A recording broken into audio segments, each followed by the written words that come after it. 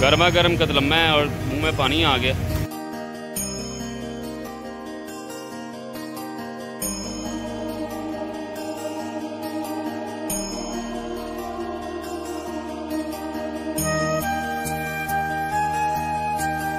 अस्सलाम वालेकुम जी, इस वक्त मैं मौजूद हूँ बाबा शाह जमाल के उर्स पे और इस उर्स की मुनासबत से यहाँ पे लगा हुआ है खाने पीने का एक स्टॉल। और खाने पीने के स्टॉल पे अगर कतलम्मा ना हो तो उस स्टॉल की शान नहीं बढ़ती। ये मेलों में मिलने वाला जो कतलम्मा है उसके जायका ही अलग है, उसकी शक्ल ही अलग है। और लकड़ी पे बनने वाला ये जो कतलम्मा है ना, इसके जायके की जो एक पहचान वो डिफरेंट है आम कतलम्मों की निस्बत। तो अभी ये भाई लगा रहे हैं कतलम्मा। ये देखें, आम जो कतलम्मे होते हैं जो हम ईदैन पे देखते हैं अक्सर, वो सुई गैस पे बनाते हैं। ये लकड़ी की आग पे बनाया जा रहा है। लकड़ी की आग की तासीर अलग है, उसके धुएँ का एक टेस्ट बीच में जाता है कतलम्मे में, उसका टेस्ट कतलम्मे में शामिल होता है।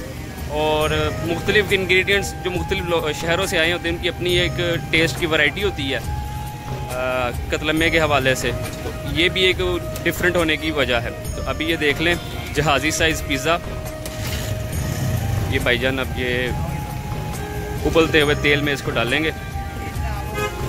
ये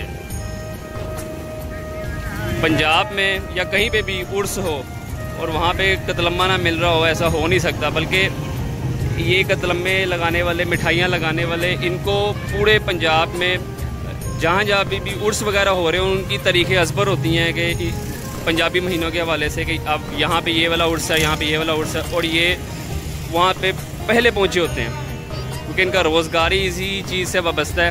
तो ये फिर इसी हवाले से अपना रोज़गार को आगे बढ़ाते हैं। अच्छा, सिर्फ कतलम्मा ही नहीं है, साथ में क्या कहते हैं जलेबियाँ भी हैं, अंदरसा भी है और मीठे पकौड़े भी हैं।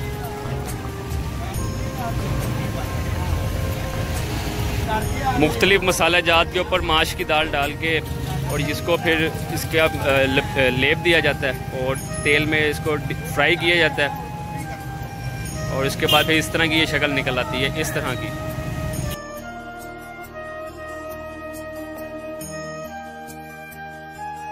मेला लगा और वहाँ पे बच्चों के खिलौनों की बात ना, ऐसा हो नहीं सकता। ये देख लें स्टॉल वगैरह लगे हुए हैं।